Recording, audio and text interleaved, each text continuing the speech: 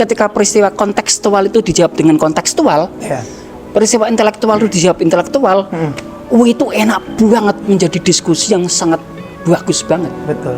Tetapi berbahayanya bapak, ibu, atau siapapun ketika aku ngomongin kowe tentang intelektual, kontekstual, tapi kowe menjawabnya dengan emosional. Betul.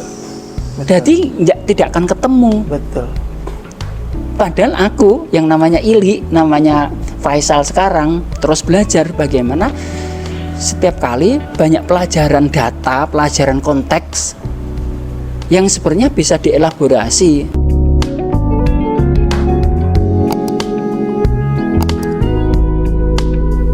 Halo Cah, semangat selalu Cah, dimanapun selalu saling menguatkan ya Cah.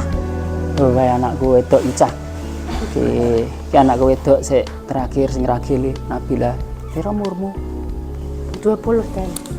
Baru Sekarang 20 tahun ya? Sudah tua sekarang dirimu. Gitu? Terus sekarang ceritain sedikit aktivitasmu itu apa itu anak. Ini anaknya Om Milik yang nomor 3 Cah. Sing ora sekolah sama sekali itu loh. Kelas 4 SD sudah keluar dan sampai sekarang udah nggak mau sekolah. Dulu enak Cah. Jadi kalau misalkan dia nakal gitu ya, beling dikandani dapet ancaman gini, tak sekolah gitu ya. Takut tuh deh Cah. Sekarang aktivitasmu apa? aktivitasku sekarang studio, jadi aku lagi pegang ada Nafi, Ernama punya Husen, sama proyekannya Rahma itu namanya Narpi. Gitu, kegiatanku setiap harinya ke studio. Studiomu di belakang sana. Itu yang rencana lagi mau diberesin nanti bakal pindah ke depan ya. Ya wes. Gua kapan-kapan ngobrol ya, sing serius, sing rodok suwi maksudnya kayak rong seri dirimu, proses kreatifmu. Terus waktu kecil gue iki belajar apa wae sampai usia 17, kemudian sampai 19 nikah. Terus skillmu apa wae pamerke ora apa-apa ben bapak ki bangga ngene iki ya tujuannya kanggo pertanggungjawabane sebagai bapak kepada masyarakat ya Cah ya. Jadi kowe iki bapakmu ki nek apa tugasnya bapak sebagai bapak ki kaya apa ning dirimu gitu loh. Sebagai kita kan sekarang mentor, sekarang kan kita kan friend. Bukan lagi cuma sebagai bapak dan anak. Tondes. Ya wis. Oke. Kowe wis makmur. Oke. Lucu gitu. Ya wis. Aku arep lunga, aku arep pamit. Arep karo Kak Isal jalan-jalan. Oh alah. Iyalah, ya tapi kan ngobrol-ngobrol juga. Mana mungkin bapak ki jalan cuman sak senenge dhewean yen yo enggak. Ngono ya, Lek, Nduk ya. Ya, makasih ya. Sayang sik. Mau ke ngopi. Ngopi di mana tenterin kita? Oh, Gula Jawa, mau ngopi ke Gula Jawa. Ya, mau nyusul boleh, makan siang silahkan nanti. Ini aku tak nyamperin Kak Isal. Ya Cah, ora tak pedhot najal kira Kak Isal. Ki, aku opening ki Temela. Meh tak ajak ngopi, antam lagi baru opening ning jero karo Nabila. Loh, kabeh saiki metalan kabeh kok keren. Semangat Cah. Semangat Cah. Iki nyolong sebentar sik delok. Iya. Ben panjang Cah, jareke ben adoh. Tentamela saiki ayu. Kowe ning kene bobotmu tambah apa berkurang sejak kowe gabung?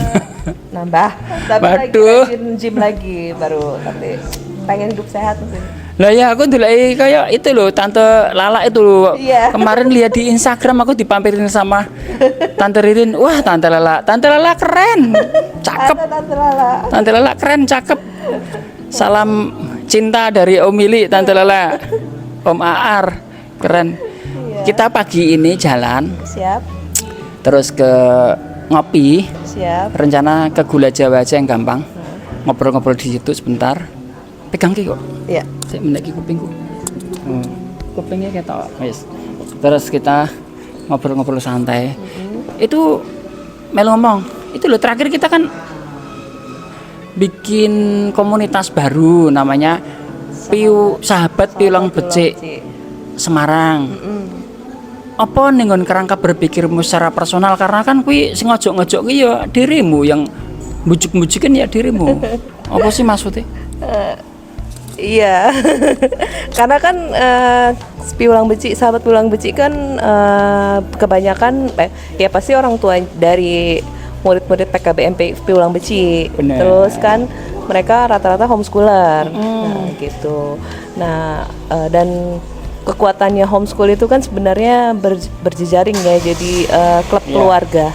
Bener. Nah, terus gimana nih membangun leadership di antara orang tuanya untuk bisa memimpin dirinya sendiri minimal, terus jadi bisa nemenin anak-anaknya berproses. Sesimpel itu sih Mas Ili.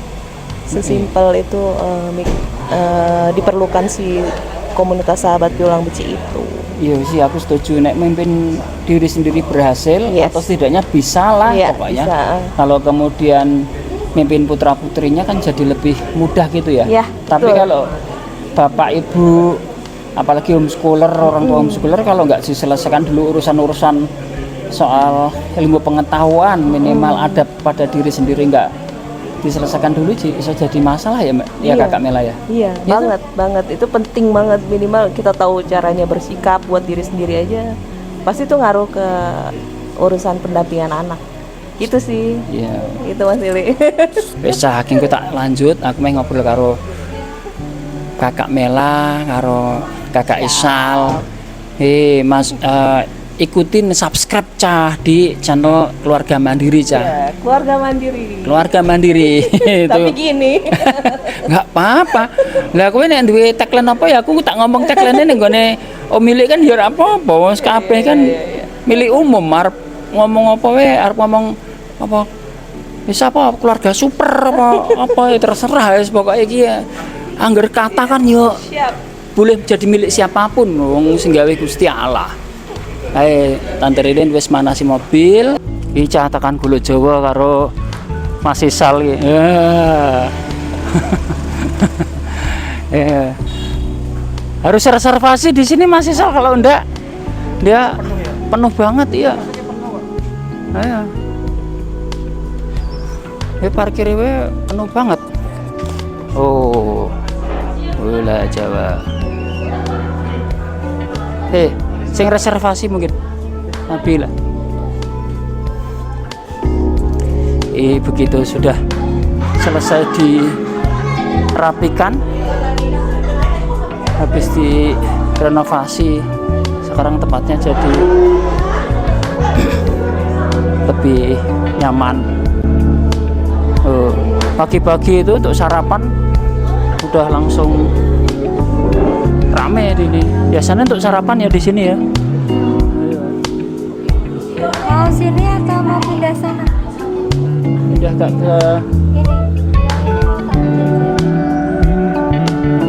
tak Tapi kita kan mau sarapan aja nggak apa-apa, mau makan aja, ngopi. Ngopi. Itu ya Cak. Iya tutup.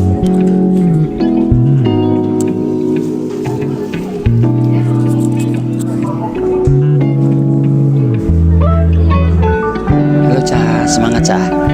Semangat Cah. Iya nyambung ya Mas Isal karo Mbak Mela ya. Iya, Mas. Kemarin kita kan rencana mau itu mbak ajak dirimu itu mau ngobrol-ngobrol terus sidang kemarin Ngobrol sih. ini padahal Ngobrol sih. let atau jarak seharinya baru kayak Iya. Soalnya Ada terlalu seru kayaknya. Terlalu asik obrolannya ya kemarin. iya kemarin kan kita jalan ngopi itu, aku kan pamer yang di opening itu, rupanya terlalu asik kita di cafe itu ngobrol ngopi, ya udah bablas. Terus lanjut kemana tuh Kak Isal, cerita dong sedikit tadi aktivitasmu juga sehari kemarin ngapain Iya. yang ke Mbak Ari itu kan. Iya. Kemarin sama Mas Ili diajak ngobrol. Niatnya bikin konten, malah keasikan ngobrol nggak sempat bikin konten. Terus karena kami juga mesti ke tempat Mbak Ari, rumah komunitas yang belajar perpajakan Mas Ili. Karena Ayo karir space-nya apa? Circle-nya. Arupala Space. Pinter. Kita Arupala main ke Space. Arupala Space, tempatnya Mbak Ari di daerah Tampomas. Tampomas tuh karena anak kan udah PT, jadi mesti belajar tentang perpajakan supaya jadi tertib pajak sih. Karena kan makin kesini kan kerja sama dengan pihak formal, jadi mesti belajar pajaknya tuh lebih dalam lagi sih Mas ini. Kemarin sampai sore ya. Sebagai pengusaha yang bermartabat. Gaya. Iyalah, Iyalah. bermartabat itu kan netral toh. Benar, Bukan baik atau buruk kan? Iya. Benar-benar. Nggak pada posisi baik atau buruk kan tidak. Martabat itu kan pada posisinya saja. Pas. Iya, nggak keren juga, nggak yang jelek atau buruk gitu atau merugikan atau korupsi kan enggak ya. Iya. Ya memang setiap orang harus bermartabat. Iya. Nah makanya ukuran bermartabat itu begitu susahnya ketika tak gandeng-gandengi ya Mas Isal ya, ya Mbak Mela ya. Tak gandeng-gandengi karo pertemuan kita yang kaitannya dengan dirimu aktivitas beberapa hari yang lalu bikin sahabat pilang becik itu loh. Makanya kemartabatan itu bisa didapatkan ketika seseorang itu mau belajar terus secara intelektual, bukan secara emosional. Makanya pelajaran di majelis ilmu kita itu kan betapa susahnya belajar tentang pelajaran turunan dari intelektual. Itu ada turunan satu namanya kecerdasan kontekstual. Apa sih kecerdasan kontekstual itu? Kontekstual itu adalah pasti didasari atas satu situasi, namanya di dalamnya pasti ada kontekstual itu ada di dalamnya namanya ruang peristiwa dan waktu. Ada waktu yang kita lewatin, ada ruangnya atau tempatnya kita berada seperti sekarang ini, ada peristiwanya kita nih sedang bikin konten. Nah, ketika kemarin bikin sahabat pilang becik itu adalah sarana ketika pelajaran kontekstual itu diakses di Tante Mela, Mbak Mela. Rasanya penting sekali setiap orang tuh membangun komunitas, menurut aku itu. Makanya menurut kamu seperti apa Mbak Mela menguatkan audiens siapapun yang nonton, karena pertanggungjawaban kita ini sekarang kan juga pertanggungjawaban publik ketika kita bikin YouTube channel kan itu problem kan. Iya, aku emang banyak belajar di komunitas Juruhap ya sama Mas Ili kan memang tentang tadi kontekstual ya, kecerdasan kontekstual. Sebagai orang tua kan, nah itu penting banget tahu harus gimananya. Jangankan jadi orang tua, jadi istri yang baik itu kayak apa, konteksnya gimana. Aku ketika lagi kerja sama lagi jadi istri, kerja bareng sama kerja lagi jadi istri itu kan sebenarnya banyak pelajaran-pelajaran di situ kan, pelajaran-pelajaran di situ. Dan itu ya kalau ada komunitas kan bisa saling berbagi cerita tentang bagaimana membangun diri sebagai istri, sebagai ibu gitu. Nah pasti bukan cuman sebagai aku yang belajar juga kan. Aku kan jatuh bangun benjol dari yang katanya Alpha Lady, Alpha Lady. Alpha Lady bos. Apa ki konteks Alpha Lady ki piye? Alpha Lady itu dominan mas. Oh, perempuan dominan. Jadi dirimu tuh merasa lebih dominan dibanding Kak Isal ya? Iya, jadi memang itu sudah diakui, terverifikasi bahwa aku dominan. Dan aku akhirnya sadar setelah ditemenin Mas Ili itu kan aku sering menganiaya dirimu tuh Pak. Oh iya, menindas. Nah itu kan juga pelajaran untukku ketika banyak belajar di situ, dan akhirnya ngaruh ke cara mendampingi dan mendidik anak-anak gitu. Dari aku sih itu. Nah Pak Isal pasti punya tambahin paham maksudnya. Tambahin Mas Isal. Iya, menjawab tadi ya tentang karena ada satu ekosistem baru, ada komunitas baru yang lahir atau mulai bertumbuh juga di komunitas Juruhap ini, sahabat pilang becik ya. Sahabat pilang becik, ya aku ngelihatnya ya jadi ruang belajar lagi Mas Ili. Ruang belajar Mela akhirnya punya ruang eksplorasi lagi, belajar di rumah jadi istri, jadi ibu. Terus hari ini membantu teman-teman di Salatiga untuk punya kreativitas di sini. Ngomongin tadi tentang bahasannya membahas beberapa problem sih yang terjadi di itu areanya parenting berarti sebenarnya area parenting di mana bapak sama ibu bekerja sama untuk memfasilitasi belajarnya anak. Pertanyaan kemarin kan banyak tentang itu kan Mas Ili, yang kita bahas di beberapa konteks juga kita bahas tentang bagaimana komunikasi orang tua supaya anaknya tuh beneran dapat fasilitas ruang belajar yang tepat. Saat ini sahabat pilang becik kan juga berusaha terus buat memfasilitasi ruang belajarnya, baik pertemuan secara daring atau pertemuan secara offline. Membahas Alpha Lady ya memang kadang-kadang akunya sendiri karena nggak punya keilmuan itu, jadi aku pun tidak tahu bahwa itu tuh harusnya dibenerin. Jadi ketika Mela nggak ngerasa, mungkin kan literasi orang tuanya, Mela kan juga pernah cerita bahwa ya literasi orang tuanya juga melakukan hal yang sama, seolah-olah dia nggak mau melakukan itu, tapi ternyata dia mewarisi hal itu. Nah, kami berusaha untuk itu tuh menjadi sebuah warisan yang baik. Nah, ini jadi problem juga di teman-teman dengan cara pendampingan putra-putrinya. Ya memang susah sih Mas Timali. Aku aja belajar di komunitas ya jatuh bangun juga. Bagaimana jadi pemimpin di rumah, bagaimana jadi pemimpin di tim, bagaimana jadi relawan di komunitas. Gitu sih aku Mas Li. Jadi nggak baperan ya sekarang ya Bapak ya? Enggak lah. Kuat insya Allah. Keren. Tapi bener, aku seperti Gojek gitu ya, seperti Sendagura ngomongin baper itu. Ini persoalan ketika kita sebagai seorang pribadi maupun sebagai orang tua sih Mel. Ya Sal ya. Iya, Ini persoalan yang paling berat sih. Bagaimana kemudian kalau diberi masukan, padahal orang memberi masukan soal konteks gitu. Tapi salah paham kita itu melihat orang lain dengan gaya yang seperti intonasi tinggi, wajah yang serius itu, terus kita kenanya bukan di intelektualnya atau konteksnya, tapi kenanya di emosinya.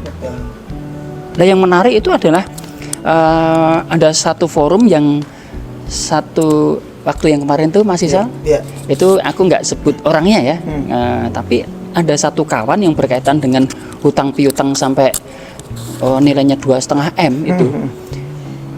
Yang bersangkutan itu kan aku tegur tapi di depan orang buahnya itu. Betul. Ya karena itu keren menurut aku, karena satu keberanianku menegur di depan orang banyak itu adalah ujianku sebagai seorang pemimpin.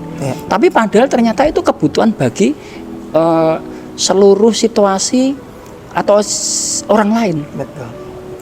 Nah, yang bersangkutan tuh pada saat bahkan sampai sore hari itu masih merasa pada posisi yang, loh aku kok disalahin gitu. Tapi yang menarik gini, yang bersangkutan itu tidak mau menghentikan emosinya itu, jatuh di emosi, tapi dia kejar di intelektual. Sampai malam hari, cerita pendeknya, cerita singkatnya, yang bersangkutan itu sampai malam itu masih diskusi lagi dengan salah satu rekanan lagi yang lebih senior.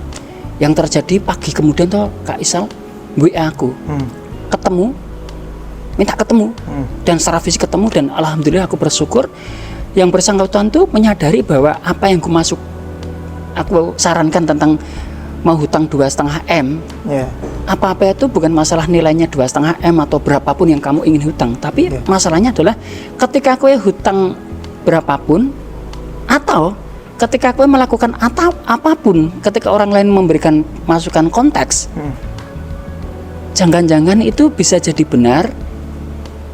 Kita mengatakan bahwa aku benar itu yang disalahin itu merasa benar, padahal karena ilmunya kurang. Betul.